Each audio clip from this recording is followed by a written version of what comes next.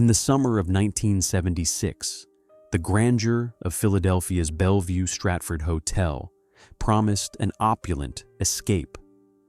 But beneath the chandeliers and gilded ceilings, an invisible killer was about to emerge. As guests gathered for the American Legion convention, a strange illness began to spread, turning festive corridors into halls of horror.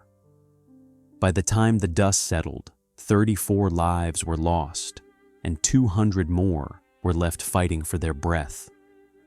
The tragedy would birth a new disease, Legionnaires' disease, and expose a horrifying truth about the very building that was supposed to be a symbol of luxury. But how did a hotel built to embody elegance become the birthplace of such terror? The vision of grandeur. In 1904, the Bellevue-Stratford was more than a hotel. It was a testament to the dreams of a new era in American luxury. Philadelphia stood at a crossroads. The city had spent decades watching New York and Boston claim cultural dominance, while its own reputation faded into industrial smoke. The solution, city planners believed, required something audacious, something that would announce to the world that Philadelphia belonged among America's great cities. George Boldt saw the opportunity clearly. The hotel magnate had already made his fortune transforming the Waldorf Astoria into New York's crown jewel. Now he turned his gaze southward to Broad Street, where Philadelphia's elite gathered and fortunes were made. Boldt envisioned a hotel that would dwarf anything the city had seen before. A palace where presidents would sleep and titans of industry would negotiate empires. The architecture firm of G.W. and W.D. Hyatt received the commission in 1902. Their instructions were simple: build the finest hotel in America, spare no expense. The result would consume an entire city block at Broad and Walnut Streets, rising 19 stories into the Philadelphia sky. The facade combined French Renaissance elegance with Edwardian grandeur. Its limestone exterior carved with intricate details that spoke of old-world refinement. Inside, craftsmen labored for 2 years to create something extraordinary. The main lobby stretched 3 stories high, its ceiling adorned with painted murals depicting classical scenes. Marble columns imported from Italy lined the grand ballroom. Crystal chandeliers from France hung in every major space, each one weighing hundreds of pounds and containing thousands of individual crystals. The grand staircase spiraled upward in a statement of pure architectural ambition. The hotel opened on September 17, 1904.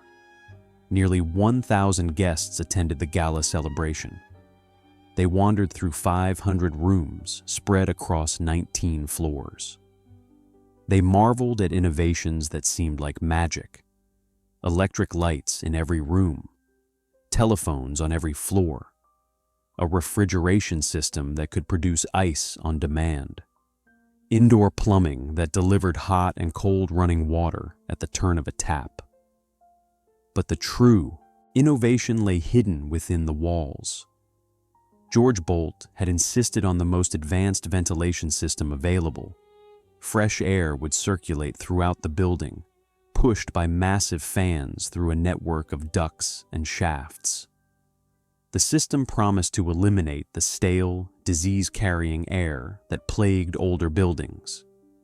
It would keep the Bellevue-Stratford clean, fresh, and healthy. The hotel quickly became Philadelphia's social center. Presidents stayed in the presidential suite. Business magnates gathered in the Rose Garden dining room to broker deals over champagne and oysters. Debutantes made their society debuts in the grand ballroom. The Bellevue-Stratford represented everything Philadelphia aspired to become: refined, modern, and powerful. The numbers told a story of excess and ambition, The hotel employed over 600 staff members at its peak. The kitchen could serve 3,000 meals in a single day. The wine cellar held 10,000 bottles. Room rates started at $3 per night, a fortune in 1904, equivalent to over $90 today. Yet the rooms stayed booked months in advance. For decades, the Bellevue-Stratford stood as proof that Philadelphia could compete with any city in the world. What no one realized was that the very systems designed to protect its guests were slowly, silently, becoming something far more dangerous. The air that was supposed to heal. Beneath its marble floors and ornate ceilings, the Bellevue-Stratford was home to an innovative yet flawed design. A ventilation system meant to keep its air pure, but one that would unknowingly breed death. The ventilation system George Bolt commissioned represented cutting-edge technology for 1904. Engineers designed a complex network that would pull fresh air from outside, condition it, and distribute it throughout the building. The system relied on principles that seemed unassailable. Moving air prevented disease. Fresh air promoted health. Stagnant air bred illness. The heart of the system sat massive cooling towers on the roof. These structures worked through evaporation, using water to cool air before it entered the building. The process seemed simple enough. Hot air passed over water-cooled surfaces. The water absorbed the heat. Cool air flowed into the ducts. The water recirculated through the system, evaporating and condensing in an endless cycle. The architects had created something remarkable. In an era when most buildings relied on opening windows for fresh air, the Bellevue-Stratford offered climate control. Guests could escape Philadelphia's brutal summer heat without sacrificing comfort. The system could maintain a temperature of 70 degrees Fahrenheit, even when outside temperatures soared above 90. But the engineers who designed the system worked without knowledge that wouldn't emerge for another 70 years. They didn't know that standing water could become a breeding ground for bacteria. They didn't understand that warm, stagnant water created perfect conditions for microscopic organisms to multiply. They had no concept of the deadly pathogen that could colonize their carefully designed cooling towers. The maintenance protocols reflected this ignorance. Workers cleaned the visible parts of the system regularly. They kept the ducts clear of debris. They changed filters as needed. But the cooling towers themselves received minimal attention. The water sat warm and undisturbed in the recirculation system. Sediment accumulated in corners and dead zones. Biofilm formed on metal surfaces. As the decades passed, the hotel underwent numerous renovations. Management updated the lobby. They modernized the rooms. They replaced furnishings and refreshed the decor. But the basic ventilation system remained largely unchanged. It still worked, after all. Cool air still flowed through the ducts. Guests still enjoyed comfortable temperatures. By the 1970s, the Bellevue-Stratford was beginning to show its age. Competition from newer hotels had eroded its market share. Room rates had stagnated. Occupancy rates declined. Management faced difficult choices about where to invest limited maintenance budgets. Visible improvements that impressed guests took priority over invisible mechanical systems that seemed to function adequately.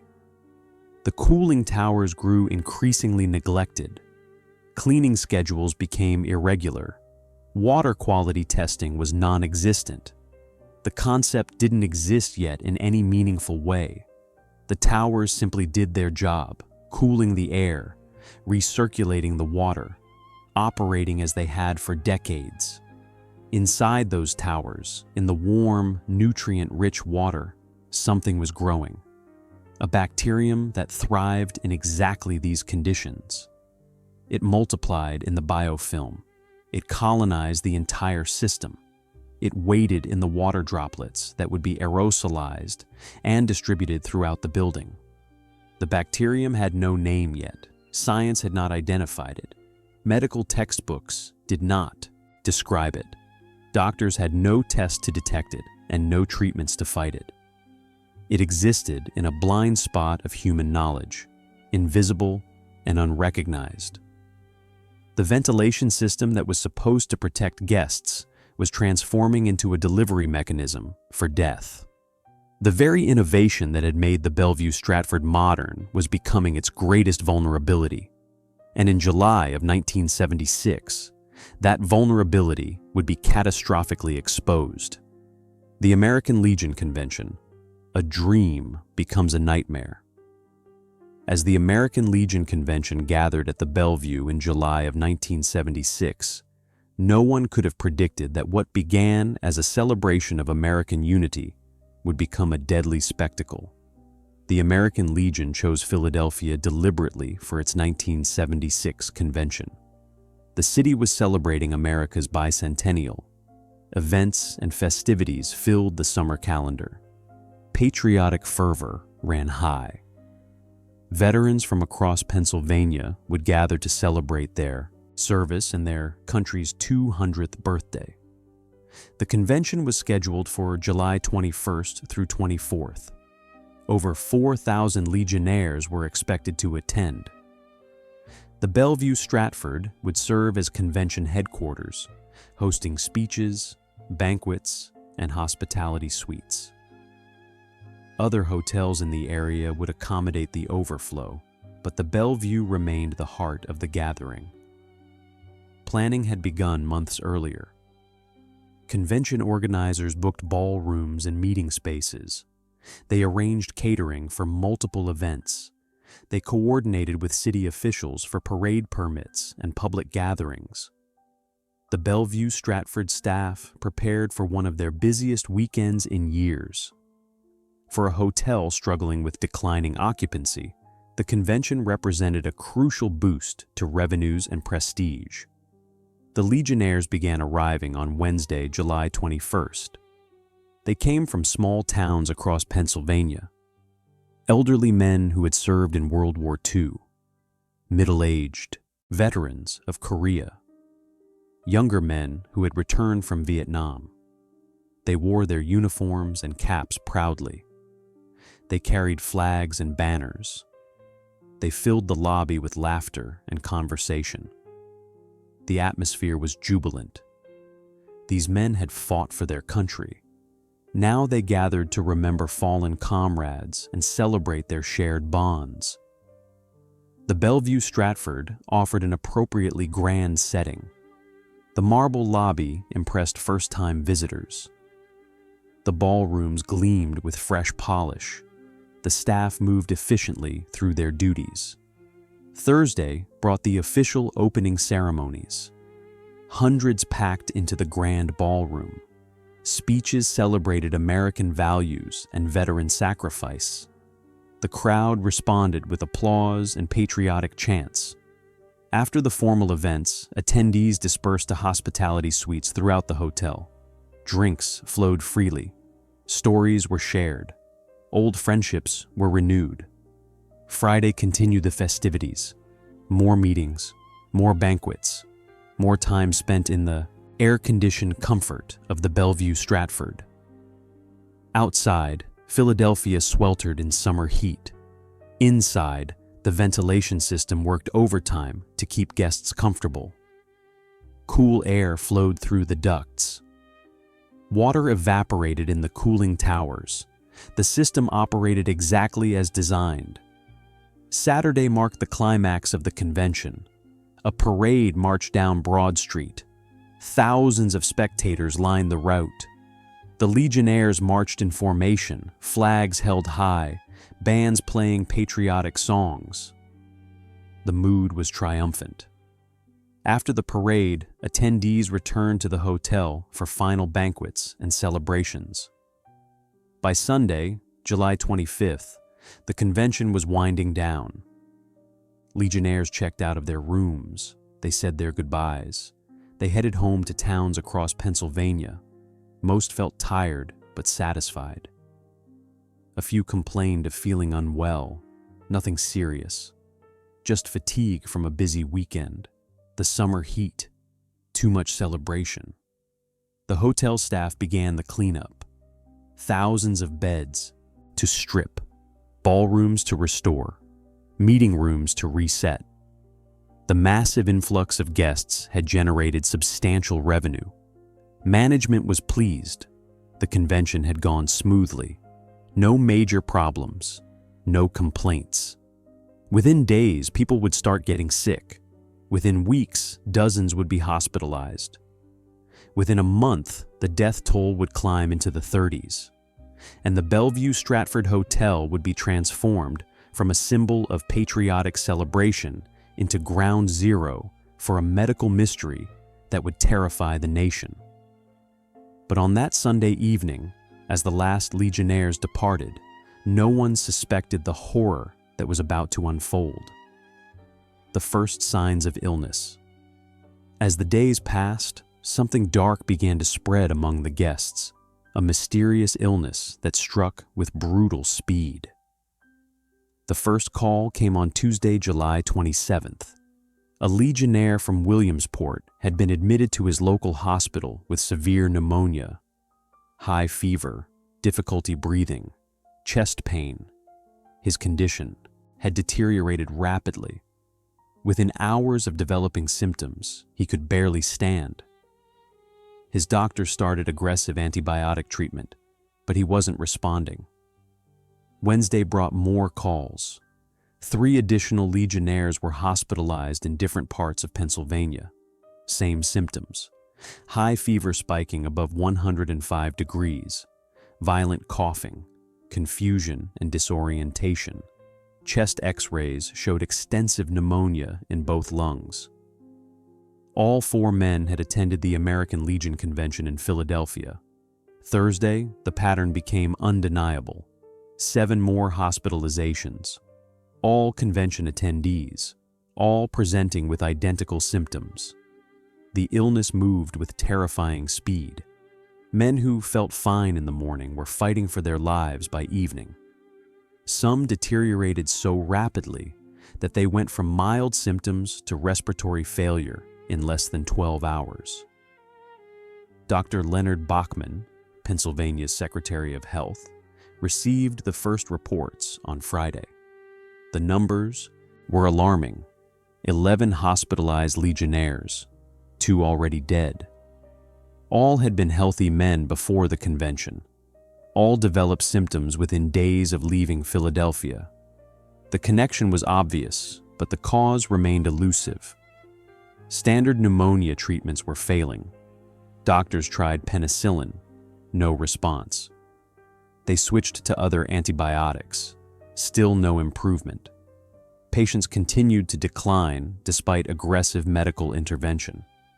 The mortality rate climbed higher with each passing day. By Saturday, August 1st, panic was setting in among medical professionals. 26 Legionnaires were hospitalized. 4 were dead. The illness showed no signs of slowing. Doctors across Pennsylvania were seeing patients with identical presentations: high fever, pneumonia, rapid deterioration, and nothing in their medical training prepared them for this. The symptoms themselves were puzzling. Patients reported severe headaches and muscle pain. Many experienced gastrointestinal distress. Some became delirious, unable to recognize family members. The fever often spiked above 106 degrees, high enough to cause brain damage. Chest X-rays showed a distinctive pattern of pneumonia that didn't match typical bacterial or viral infections. Families watched helplessly as their loved ones struggled to breathe. Hospitals filled their intensive care units with patients who needed mechanical ventilation. Doctors ordered every test they could think of: blood cultures, sputum samples, viral panels. Nothing came back positive. The infectious agent remained invisible. The CDC received its first formal notification on August 2nd. Dr. David Fraser led a team of epidemiologists to Pennsylvania to investigate. They needed to identify the cause before more people died. They needed to determine how the disease was spreading. Most urgently, they needed to find a treatment that actually worked. Fraser's team began the painstaking work of epidemiological investigation. They interviewed every patient they could reach. They collected detailed histories. Where had the patients been? What had they eaten? Who had they contacted? The interviews revealed a consistent pattern. Nearly every patient had spent significant time at the Bellevue-Stratford hotel. But that information alone wasn't enough. Thousands of people had been at the convention. Why were some getting sick while others remained healthy? What was the transmission mechanism? Was it food poisoning, contaminated water, an airborne pathogen, a toxic chemical exposure? The investigation team collected samples from the Bellevue-Stratford. They tested food from the kitchens. They analyzed water from the taps. They examined air quality in the ballrooms. Initial tests revealed nothing unusual. The food was clean, the water was safe. The air showed no toxic substances. Meanwhile, the death toll continued to climb. 5 dead, then 7, then 10. The media began covering the story. Headlines screamed about a mysterious killer disease striking down American veterans. Public health officials struggled to provide answers when they had none to give. Doctors tried experimental treatments. Some patients received high doses of erythromycin, an antibiotic typically used for respiratory infections. A few showed marginal improvement. Others received no benefit at all. The medical community was essentially guessing, trying anything that might work. By August 5th, the outbreak had claimed 12 lives. Over 100 people were confirmed sick. Dozens more were reporting symptoms. The epidemic was growing, and no one knew how to stop it. The Bellevue-Stratford Hotel had become the epicenter of a medical nightmare. But the mechanism of transmission remained frustratingly obscure. Unraveling the mystery, what was once a mystery soon revealed itself to be a public health crisis, one that was directly tied to the hotel's neglected infrastructure. The CDC team worked around the clock. They mapped every movement of every patient they could identify. They created timelines showing when symptoms began. They looked for common exposures and shared activities. The data revealed an undeniable pattern. People who spent more time inside the Bellevue-Stratford were more likely to get sick. But the pattern raised more questions than it answered. If the disease was spreading inside the hotel, why weren't hotel staff getting sick at the same rate? Why were some Legionnaires who attended outdoor events falling ill, while others who never entered certain hotel spaces remained healthy? The distribution of cases didn't match typical patterns for food poisoning or person-to-person transmission. Dr. Joseph McDade, a CDC microbiologist, took on the challenge of identifying the pathogen. He received tissue samples from deceased patients. Under the microscope, he could see evidence of infection, but he couldn't identify the organism causing it. Standard bacterial cultures grew nothing. Viral tests came back negative. Whatever was killing people, it was something science had never seen before. The investigation consumed resources on an unprecedented scale. The CDC deployed over 20 epidemiologists to Pennsylvania. State health departments mobilized their entire staff. Hundreds of interviews were conducted. Thousands of samples were collected and analyzed. The cost of the investigation exceeded $2 million, an enormous sum for 1976. Media coverage intensified as the death toll climbed. Television news crews camped outside the Bellevue-Stratford. Reporters interviewed sick Legionnaires and their families. The story captured national attention. A mystery disease, dead veterans, a grand hotel with secrets. It had all the elements of a thriller, except the stakes were terrifyingly real. The hotel's management initially cooperated with investigators. They provided access to all areas. They supplied records and documentation. But as the investigation dragged on and publicity mounted, their stance shifted. The association with the outbreak was devastating their business. Future bookings were being canceled. Guests were checking out early. The hotel was hemorrhaging money. Public health officials began focusing on environmental factors. If the disease wasn't spreading person to person, it had to be coming from something in the environment. They tested everything: soil samples from potted plants, dust from carpets, condensation from windows, every surface that could potentially harbor a pathogen. The breakthrough came from an unexpected direction. Investigators noticed that people who stood outside the hotel near the main entrance also became sick at elevated rates. This suggested an airborne pathogen being expelled from the building. Eyes turned toward the rooftop cooling towers. The cooling tower theory made sense. The towers produced a fine mist of water droplets that could carry bacteria. The droplets could be inhaled deep into the lungs. The system's air intake vents were positioned where they could pull in contaminated mist and distribute it throughout the building. It was a perfect delivery system for an airborne pathogen. But proving the theory required finding the pathogen itself.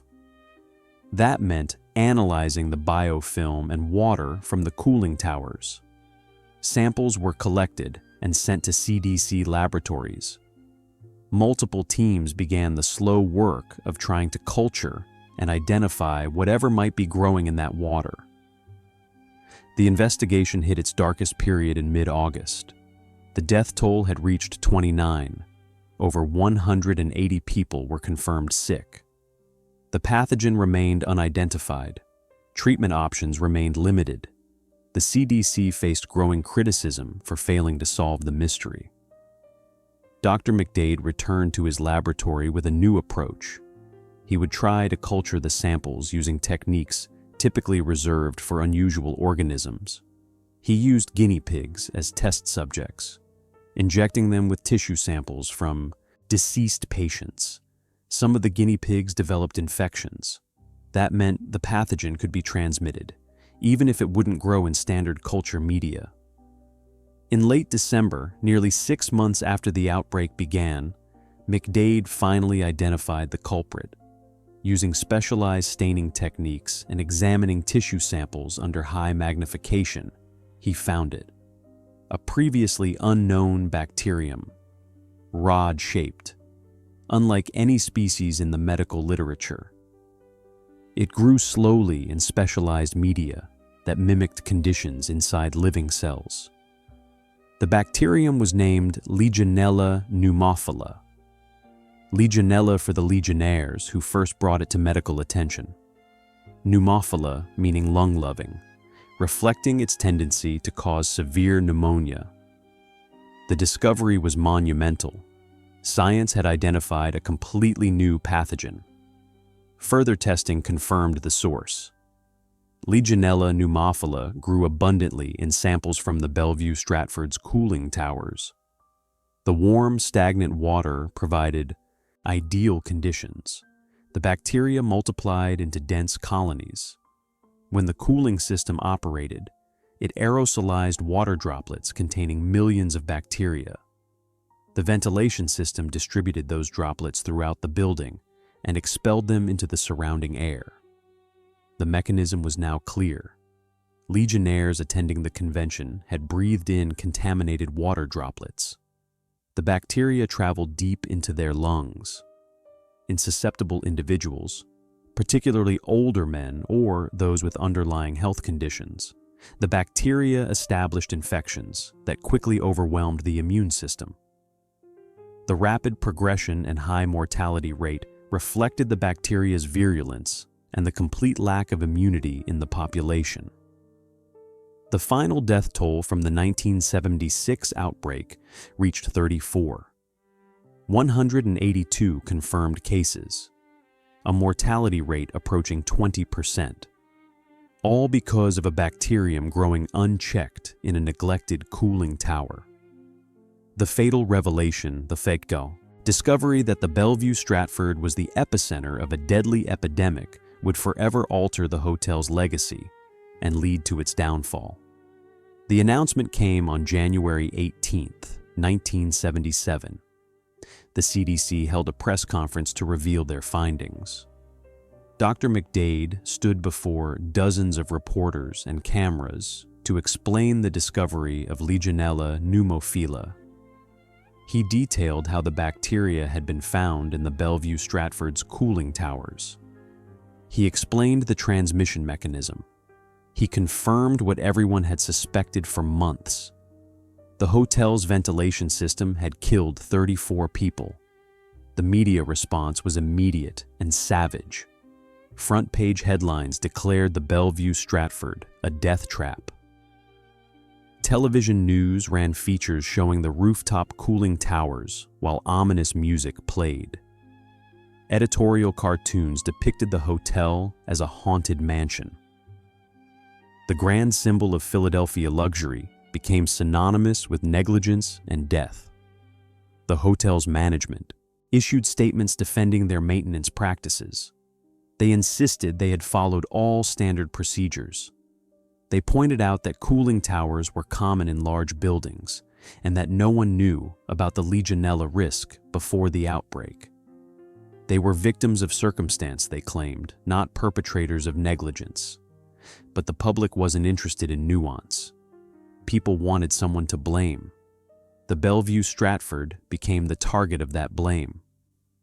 Lawsuits began filing immediately. Families of the deceased sought compensation. Survivors who suffered permanent lung damage sued for damages.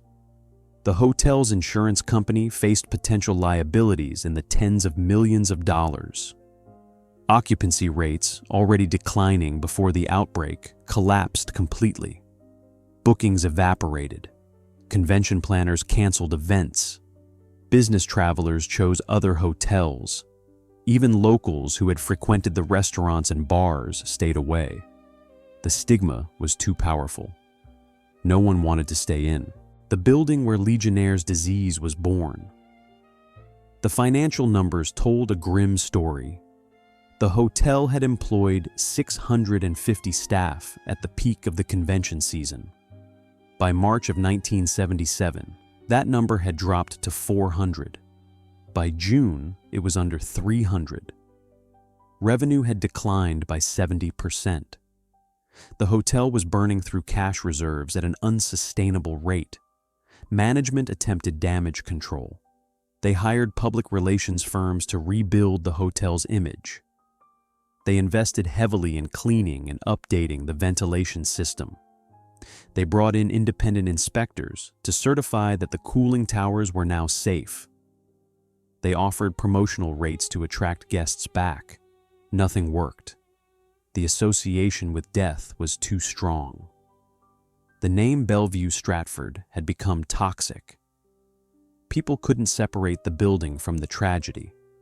Every time someone walked through the lobby, they thought about the Legionnaires who had died after breathing the air in those same spaces. The hotel's owners faced an impossible situation. They couldn't afford to keep operating at such low occupancy rates. But they also couldn't sell the property. Who would buy a hotel famous for killing its guests? The building's value had plummeted. What was once prime real estate had become a liability. Philadelphia's business community watched the unfolding disaster with growing concern. The Bellevue-Stratford had been more than just a hotel. It had been a symbol of the city's status and sophistication. Its decline reflected poorly on Philadelphia itself. But sympathy didn't translate into bookings. The hotel continued its downward spiral. By summer of 1977, bankruptcy seemed inevitable. The hotel's debt exceeded its assets. Operating losses were mounting every month. The lawsuit showed no signs of settling quickly or cheaply. The owners had exhausted their options. On November 18, 1977, just 16 months after the Legionnaires' disease outbreak, the Bellevue-Stratford Hotel closed its doors. The grand lobby, which had welcomed presidents and titans of industry for 73 years, fell silent. The chandeliers were turned off, the staff was laid off, the furniture was covered with dust sheets. The closure made national news. It marked the end of an era for Philadelphia. The city had lost one of its most important landmarks. The building that was supposed to prove Philadelphia belonged among America's great cities had instead become a monument to failure and tragedy. The irony was bitter. George Bolt had invested in the most advanced ventilation system available to protect guests' health. That system, maintained but never truly understood, had become a weapon. The innovation that was supposed to set the hotel apart had destroyed it. The very feature that promised to make the Bellevue-Stratford modern and safe had ensured its doom. The aftermath. A nation in panic.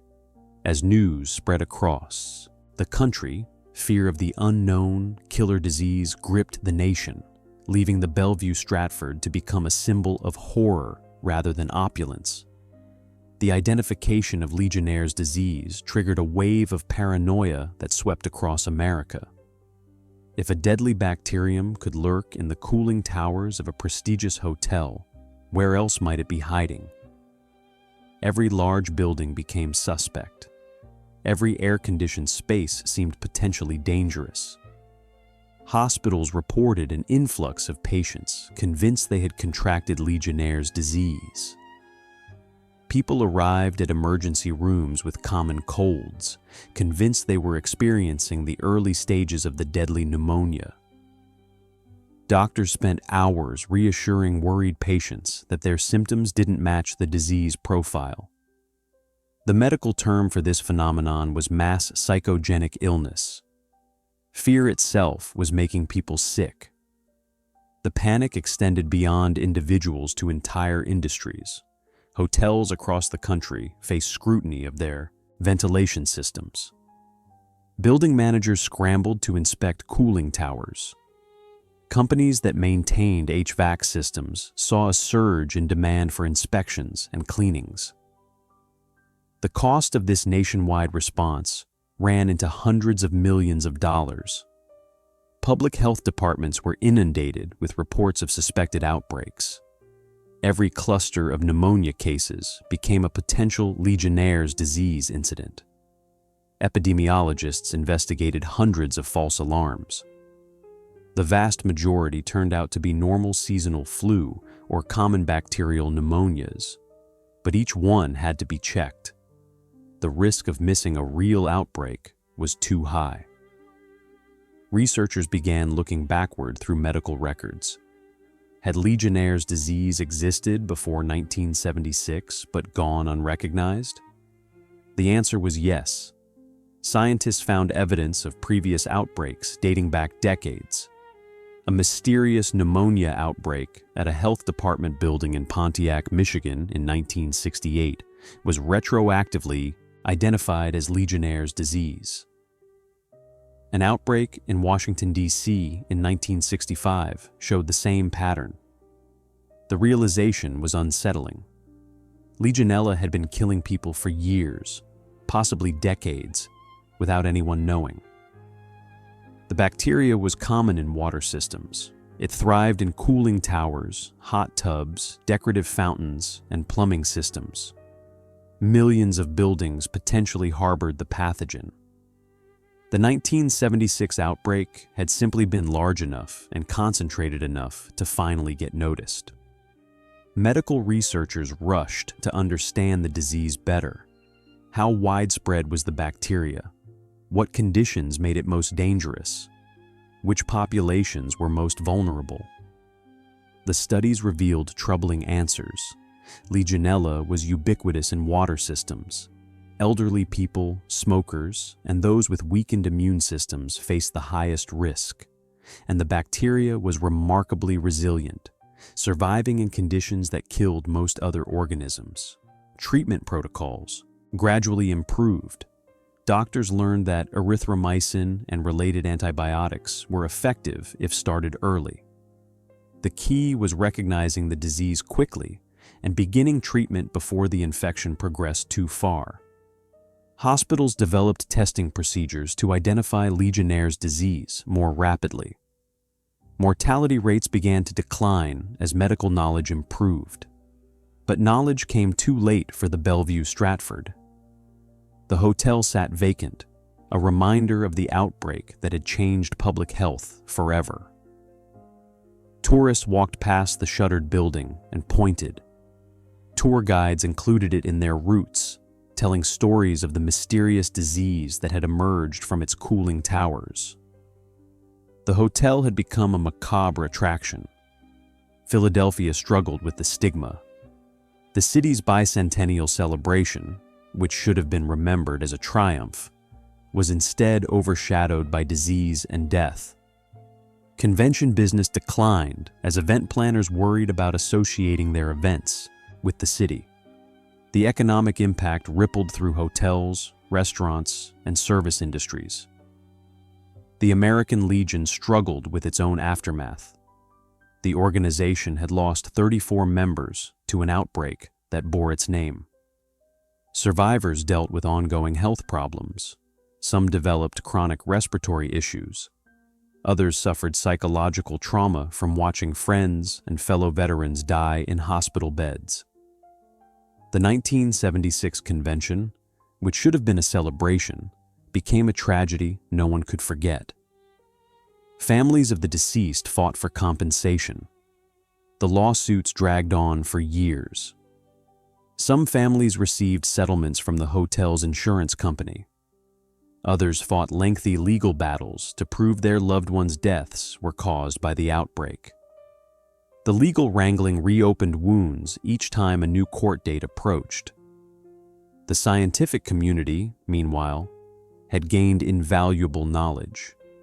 Legionnaire's disease became a recognized threat. Building codes were updated to require better maintenance of cooling systems. Water treatment protocols improved. Monitoring programs were established. The outbreak had forced a reckoning with the hidden dangers in modern buildings. But all this progress couldn't erase the fear. When people thought of Legionnaire's disease, they thought of the Bellevue-Stratford. When they thought of the Bellevue-Stratford, they thought of death. The association was indelible. The collapse of a dream. Within months, the Bellevue-Stratford, once an icon of American luxury, was reduced to a vacant, condemned building. The closed hotel became a problem that no one wanted to solve. The building occupied an entire city block of prime real estate in central Philadelphia, but it sat empty, generating no revenue, while property taxes and maintenance costs continued to accumulate. The owners were desperate to sell. Potential buyers were nowhere to be found. The first serious purchase offer came in 1978 from a real estate developer who planned to convert the building into offices. The price was $30 million, a fraction of what the hotel would have commanded before the outbreak. But even at that steep discount, financing fell through. Banks were unwilling to fund a project tied to such a notorious property. The deal collapsed. A second attempt came in 1979. A hotel chain proposed reopening the Bellevue-Stratford under new management with a complete rebranding. They would gut the interior, install entirely new ventilation systems, change the name. Essentially, they would erase the building's identity and start fresh. This attempt also failed when market research showed consumers would still associate the location with Legionnaires' disease, regardless of the name change. The building deteriorated as it sat vacant. Windows were broken by vandals. Water damage spread from leaking roofs. The once pristine marble showed signs of neglect. Dust accumulated in the grand ballroom. The chandeliers hung dark and lifeless. Security guards patrolled the empty halls, their footsteps echoing in spaces that once rang with conversation and laughter. Philadelphia's mayor grew increasingly concerned. The building's decay was spreading. Nearby businesses complained that the shuttered hotel hurt their traffic.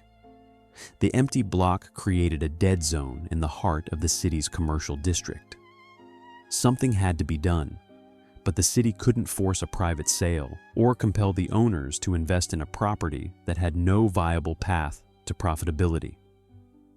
The third rescue attempt came in 1980.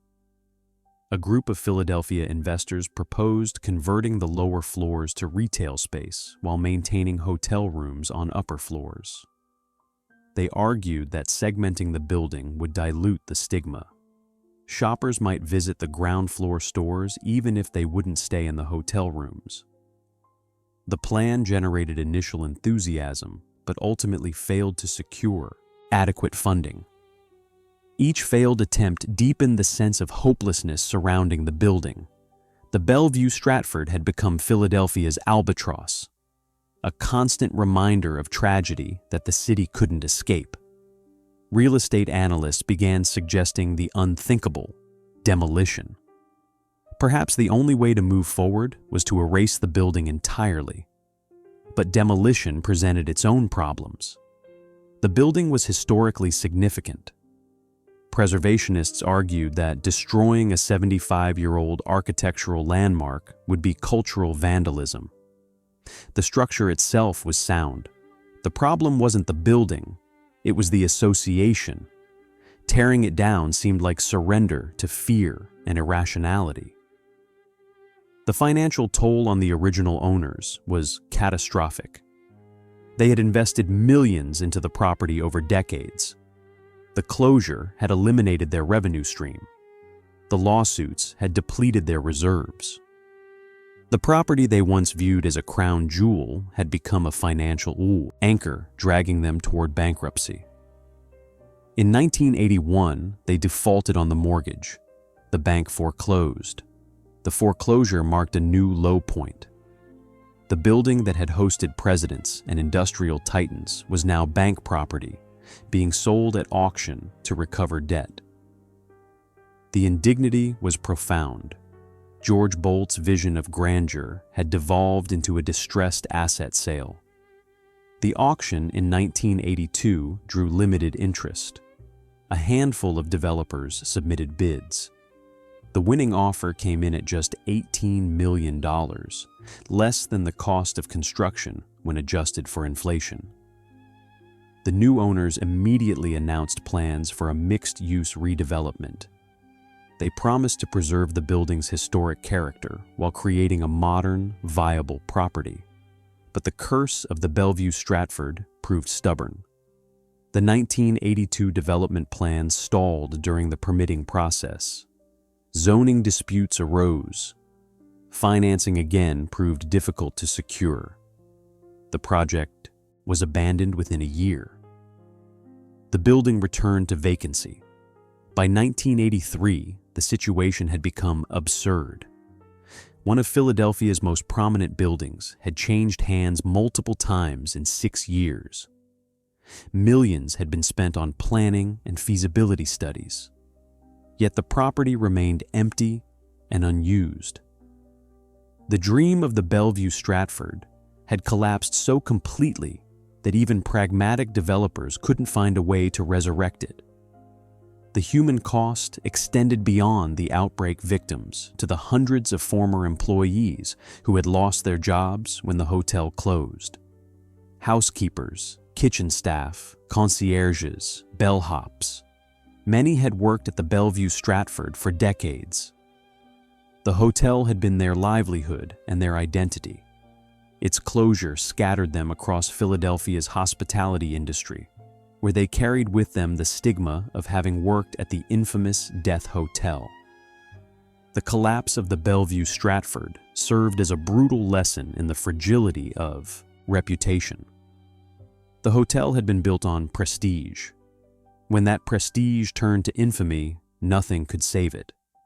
Not the beautiful architecture, not the prime location, not even rational acknowledgement that the building itself posed no ongoing danger. The dream of luxury had given way to nightmare, and no amount of money or effort could wake people from it. The rebirth, Hyatt's transformation. After 4 failed attempts at rebirth, the Bellevue-Stratford would be reborn as a Hyatt, but the ghosts of its past would never truly leave. The transformation began in 1986, when the Hyatt hotel chain approached Philadelphia with an unconventional proposal. They would take control of the building and invest $60 million in a complete renovation. But there was a condition. The name Bellevue-Stratford had to disappear entirely. The hotel would reopen as the Bellevue Hyatt. The new name would acknowledge the building's history while distancing it from the tragedy. Hyatt's strategy was bold and comprehensive. They understood that cosmetic changes wouldn't be enough. The entire building needed to be reimagined. Every system that could remind people of the outbreak needed to be replaced. The renovation would be so thorough that guests would experience an entirely different property. The ventilation system was the first casualty. Every duct was removed. Every cooling tower was dismantled and replaced. The new system used modern technology with multiple redundancies and safety features. Water treatment protocols included regular testing for Legionella and other pathogens. The system was designed to exceed all contemporary building codes by a significant margin. The interior renovation was equally dramatic. Walls were torn down and rebuilt in new configurations. The room count was reduced from 500 to 270, allowing for larger, more luxurious accommodations. Every surface was stripped to bare structure and rebuilt. Nothing remained that guests might associate with the old hotel. The Grand Ballroom received special attention. It had been the site of the American Legion Convention banquets. Hyatt completely redesigned the space, changing the ceiling height, reconfiguring the layout, and installing all new finishes. The goal was to make the room unrecognizable to anyone who remembered the original. The project cost ballooned beyond initial estimates. Final expenditures exceeded $75 million. But Hyatt committed to seeing it through. They understood that half measures would fail. The investment had to be substantial enough to convince the public that this was genuinely a new hotel. Marketing the reopening required delicate messaging. Hyatt couldn't ignore the building's history, but they needed to reframe it. Their campaign emphasized renewal and rebirth. The promotional materials highlighted the complete renovation while barely mentioning Legionnaires' disease. The message was clear. This was a new beginning, not a continuation of the past. The Bellevue Hyatt opened in 1989, 12 years after the original hotel's closure. The opening gala drew cautious optimism from Philadelphia's business community. Local politicians praised the project as a symbol of the city's resilience. Hotel industry analysts watched to see if guests would actually book rooms. The initial results were promising. Corporate clients, less influenced by stigma than leisure travelers, began using the hotel for business meetings. Convention planners, attracted by the renovated ballrooms and modern amenities, started booking events. Room occupancy climbed to respectable levels within the first year. but the ghosts proved harder to exorcise than Hyatt had hoped. Employees reported that guests frequently asked about Legionnaires' disease. Tour groups still stopped outside to discuss the outbreak. Media coverage of the reopening invariably included extensive discussion of the 1976 tragedy. The past refused to stay buried. The hotel's relationship with its history became a constant negotiation. Staff were trained on how to discuss the outbreak if guests asked. The official line acknowledged what happened while emphasizing all the changes that had been made. But some staff members reported feeling uncomfortable, as if they were working in a building with a dark secret that everyone knew but no one wanted to discuss openly. Financial performance remained solid but unspectacular. The Bellevue Hyatt never achieved the premium pricing or prestige of Philadelphia's top hotels. It occupied a middle tier, successful enough to remain viable but never recapturing the glory of its early decades. The building was profitable, which was more than anyone had thought possible a decade earlier, but it was no longer special. Over the years, the hotel changed hands and names multiple times. It became the Park Hyatt Philadelphia, then the Hyatt at the Bellevue, then simply the Bellevue. Each rebranding represented another attempt to escape the past while capitalizing on the building's historic architecture. Each attempt met with modest success and persistent limitations. The lower floors underwent separate redevelopment. Retail spaces were carved out. Offices were created. The building became a mixed-use property rather than a pure hotel. This diversification helped stabilize revenues, but further diluted the original identity. The Bellevue-Stratford had wanted to be a grand hotel and nothing else. Its descendants were compromises, adapting to market realities and persistent stigma. Some saw the transformation as a triumph. A building written off as doomed had found new life. It was generating economic activity. It was serving the community. The fact that it existed at all represented a victory over fear and superstition. The adaptive reuse had demonstrated resilience and practical thinking. Others saw something sadder. The Bellevue-Stratford had aspired to be America's finest hotel. It had set out to prove Philadelphia belonged among the great cities. What remained was functional but diminished. The dream had been replaced by pragmatism. The grandeur had given way to mere adequacy. The building itself seemed to embody this tension. The facade remained beautiful, its limestone still reflecting the architectural ambitions of 1904. But step inside, and everything had been altered. The spaces that once spoke of Edwardian elegance now showed contemporary corporate hotel design. The building was simultaneously old and new, historic and modern, cursed and redeemed, the lingering legacy of Legionnaires' disease. Though the Bellevue-Stratford was ultimately reborn, the specter of its past still hangs heavy, with the disease that killed 34 guests never truly eradicated. Legionnaires' disease did not disappear after the 1976 outbreak. Instead, awareness of the disease revealed how common it actually was. As doctors learned to recognize and test for it, cases were identified with disturbing frequency. The CDC estimated that between 8,000 and 18,000 Americans contract Legionnaires' disease every year. The actual number might be higher, since mild cases often go undiagnosed. Outbreaks continued to occur with tragic regularity. A 1985 outbreak at a Stafford hospital in England killed 28 people. A 1999 outbreak on a cruise ship infected multiple passengers. A 2005 outbreak at a nursing home in Canada killed 23 residents. Each incident followed the same pattern. contaminated water systems, aerosolized bacteria, vulnerable populations struck down by pneumonia. The disease proved remarkably adaptable. It colonized hot tubs, decorative fountains, hospital water systems, and industrial cooling towers. Anywhere water sat warm and undisturbed, Legionella could establish itself.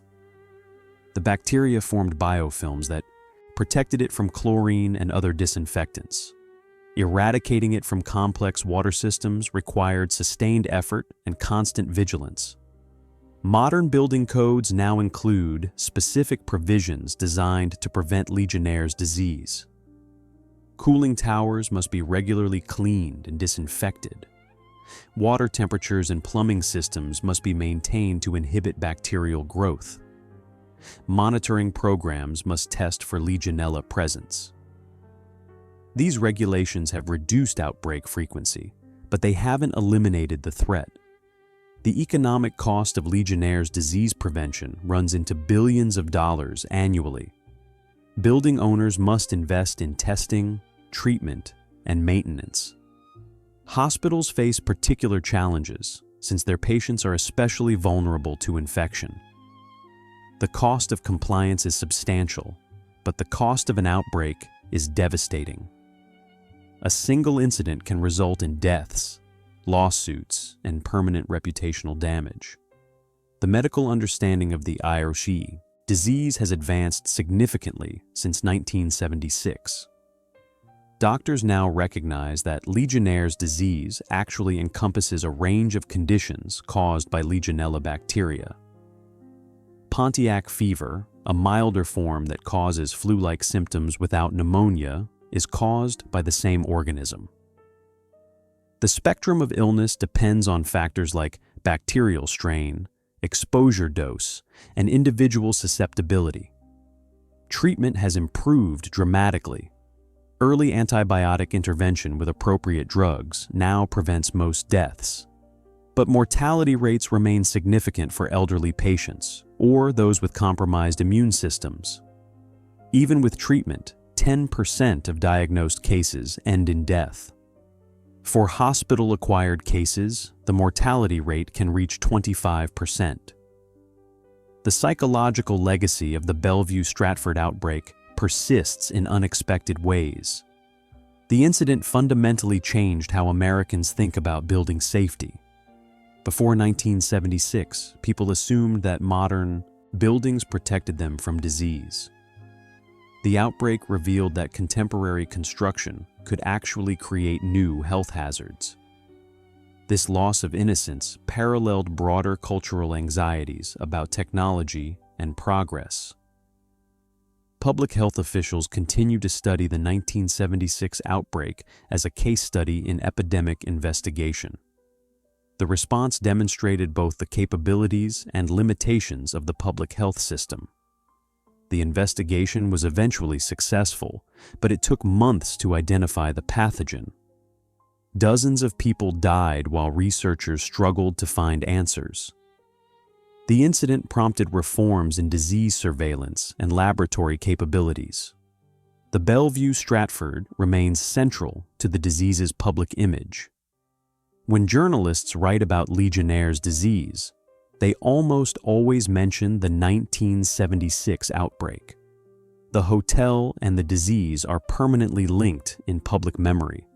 This association ensures that even people unfamiliar with the medical details know that Legionnaire's disease came from a hotel and killed veterans. Survivors of the outbreak carried physical and emotional scars for the rest of their lives. Many developed chronic respiratory problems. Some required supplemental oxygen for years after their initial infection. The psychological trauma of watching fellow Legionnaires die in hospital wards left lasting effects. Support groups formed to help survivors process their experiences and cope with ongoing health issues. The broader legacy extends to how society thinks about risk and safety. The outbreak demonstrated that danger could lurk in seemingly safe, even luxurious environments. This realization influenced everything from consumer behavior to regulatory policy. People became more cautious. Governments became more proactive about identifying and mitigating hidden hazards. Legionnaires' disease will likely remain a permanent part of the public health landscape. The bacteria is too widespread and too resilient to eradicate. The environments that support its growth are too common to eliminate. Society has adapted by developing better prevention, detection, and treatment methods. But the disease endures, a reminder that human technological progress creates new vulnerabilities even as it solves old problems. Forgotten heroes and hidden victims. While the hotel's story is often told in terms of scandal and disaster, there are untold stories of the victims and heroes who endured its darkest days. Dr. Ernest Campbell never wanted to become part of history. He attended the American Legion Convention as a celebration after years of military service. He was 62 years old, in good health, looking forward to reconnecting with old friends. 3 days after returning home to Bloomsburg, Pennsylvania, he developed a fever. Within 24 hours, he was fighting for his life. Campbell's wife, Margaret, sat by his hospital bed as his condition deteriorated. The doctors had no answers. They tried multiple antibiotics with no effect. His fever climbed above 106 degrees, his lungs filled with fluid. On August 3, 1976, 11 days after attending the convention, Ernest Campbell died. He became the 8th fatality of the outbreak, but he was among hundreds who suffered. Frank Avani, a veteran from Scranton, survived his infection, but lost half of his lung capacity. He spent 3 weeks on a ventilator, unconscious while his body fought the infection. When he finally woke, he was so weak he couldn't stand. Months of rehabilitation followed. He learned to function with damaged lungs that would never fully heal. Every breath for the rest of his life reminded him of those days at the Bellevue-Stratford. The medical professionals who treated the early cases faced their own form of trauma. Dr. Robert Sherrar, Philadelphia's deputy health commissioner, coordinated the initial response to the outbreak. He fielded panicked calls from hospitals across Pennsylvania. He tried to provide guidance when medical science had no answers to offer. He watched the death toll climb while feeling helpless to stop it. Sherrar recalled the crushing pressure of those early weeks. Every decision carried life or death consequences. Should they close the hotel immediately or wait for definitive proof of the source? Should they issue public warnings that might cause panic or maintain silence to prevent chaos? The questions had no clear answers, yet action couldn't be delayed. The CDC epidemiologists who descended on Philadelphia worked under intense scrutiny. Dr. David Fraser led a team that conducted over 2,000 interviews and collected thousands of samples. They worked 18-hour days, 7 days a week. The pressure was immense. The entire nation watched and waited for answers they were struggling to find. The investigation took a toll on Fraser's team. Several members fell ill from exhaustion. Relationships strained under the stress. The constant media presence added pressure. Every press conference required balancing the need to inform the public with the obligation not to cause unnecessary panic. Walking that line while dozens continued to get sick was mentally and emotionally exhausting. Dr. Joseph McDade, the microbiologist who finally identified Legionella, faced a different kind of pressure. He spent months in the laboratory, working with tissue samples from deceased patients. The bacteria refused to grow in standard culture media. Technique after technique failed. McDade began to doubt himself. What if the pathogen couldn't be identified? What if all this work led nowhere? His breakthrough in December of 1976 came after countless failed attempts. The moment he saw the bacteria under the microscope was both triumphant and sobering. He had solved the mystery, but the solution came too late to save the 34 who had already died. The victory was hollow. The families of the deceased fought their own battles. They struggled with grief while navigating complex legal proceedings. They watched media coverage that reduced their loved ones to statistics in a public health crisis. They tried to find meaning in senseless deaths while facing financial hardships from medical bills and lost income.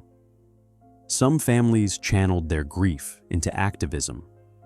They pushed for stronger building safety regulations. They advocated for better disease surveillance systems. They wanted to ensure that their losses would prevent future tragedies. These efforts required reliving their trauma repeatedly as they testified at hearings and spoke to legislators. The Bellevue-Stratford staff experienced their own form of victimhood. They lost their jobs when the hotel closed. They faced stigma from having worked at the site of the outbreak. Some struggled to find new employment because potential employers worried about association with the tragedy. They were casualties of an epidemic they neither caused nor could have prevented. Hotel management became scapegoats for systemic failures in building maintenance and public health oversight. The managers who oversaw the Bellevue-Stratford followed standard industry practices of their era.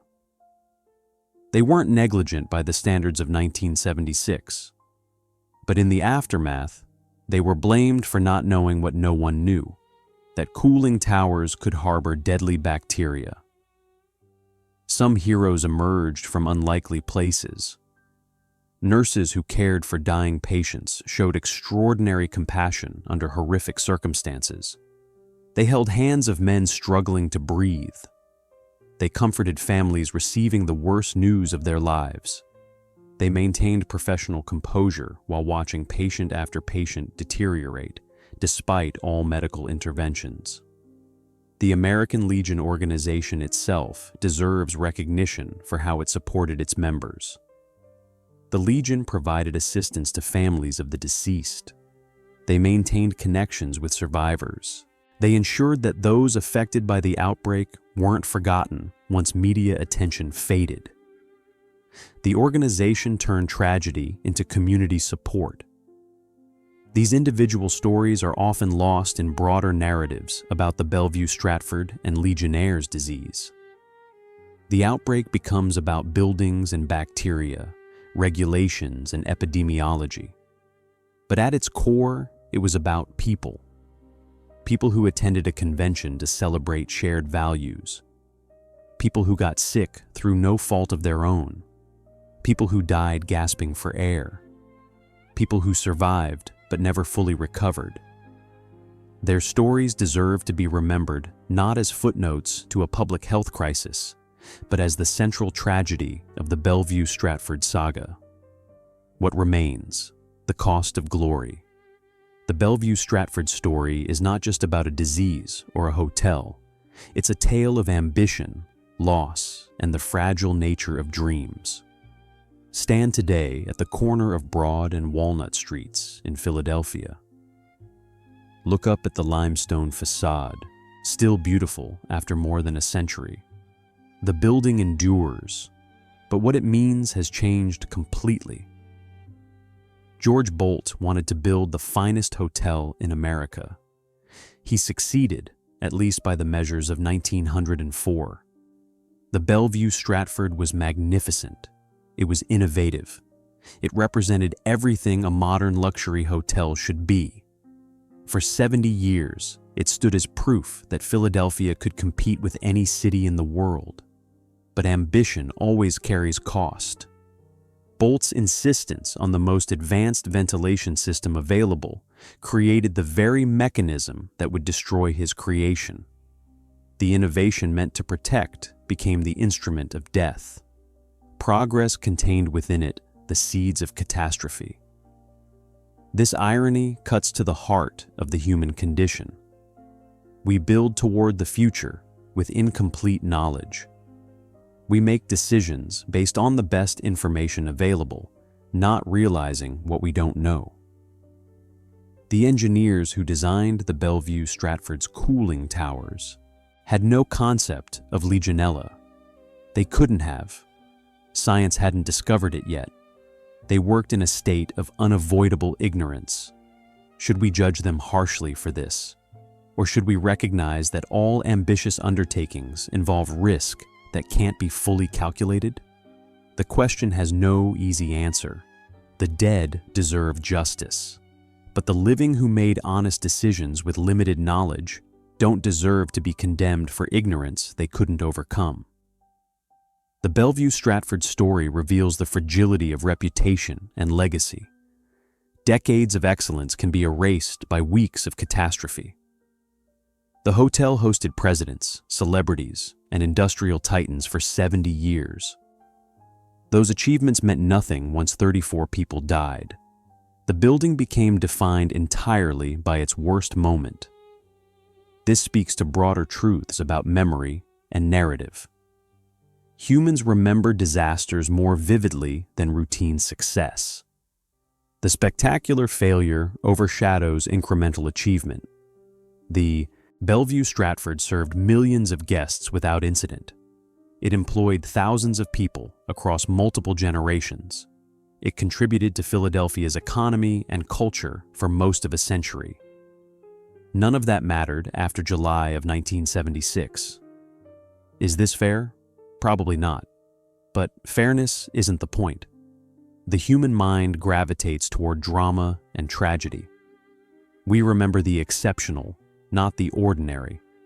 The Bellevue-Stratford's ordinary excellence couldn't compete with its extraordinary failure. The transformation into the Bellevue represents a different kind of dream, not the soaring ambition of 1904, but the pragmatic adaptation of the late 20th century. The building survived by becoming something less grand, but more sustainable. It abandoned the dream of being the finest hotel in favor of simply being a functional property. There's wisdom in this adaptation. Dreams that can't be sustained must be modified or abandoned. The world changes. Markets evolve. What worked in one era fails in another. The ability to transform, to reimagine purpose and identity becomes crucial to survival. Yet something is lost in this practicality. The Bellevue-Stratford aspired to greatness. It reached for the pinnacle of luxury and prestige. The contemporary building that bears a version of its name aspires mainly to profitability and functionality. The difference between these ambitions says something about our changed relationship with grandeur. We've become more cautious, more aware of hidden dangers, more skeptical of bold promises. The Bellevue-Stratford's fall taught us that magnificent buildings can harbor death, that technological progress can create new vulnerabilities. That luxury is no protection against invisible threats. These are valuable lessons, but they come at the cost of innocence and audacity. The 34 people who died deserve to be remembered for more than their role in medical history. They were veterans who served their country. They were husbands and fathers, friends and colleagues. They had lives and dreams that were cut short by bacteria they couldn't see and a threat no one understood. Their deaths accomplished something important. Legionnaires' disease is now recognized and treatable. Building codes have improved. Water systems are monitored. Future outbreaks have been prevented or contained because of what was learned from their tragedy. This doesn't make their deaths acceptable or just, but it does give them meaning. The cost of glory, ultimately, is measured in more than money or reputation. It's measured in the distance between aspiration and achievement, between what we hoped to build and what we actually created, between the dream of the finest hotel in America and the reality of a mixed-use property that tries to forget its name. The Bellevue-Stratford reminds us that ambition is dangerous, not because we shouldn't pursue great things, but because greatness is fragile. It can be destroyed by factors we can't control or even perceive. The hotel's creators did everything right by the standards of their time. It wasn't enough. It could never have been enough because some risks can't be anticipated. This is the final lesson of the Bellevue-Stratford. Build your grandest dreams. Pursue excellence without compromise. But understand that success is temporary and reputation is fragile. Understand that invisible threats can emerge from the very systems meant to protect. Understand that glory comes with a price that often can't be calculated until it's too late to matter. The building stands. The dream doesn't. And in that gap between structure and meaning lies the true story of the Bellevue-Stratford Hotel.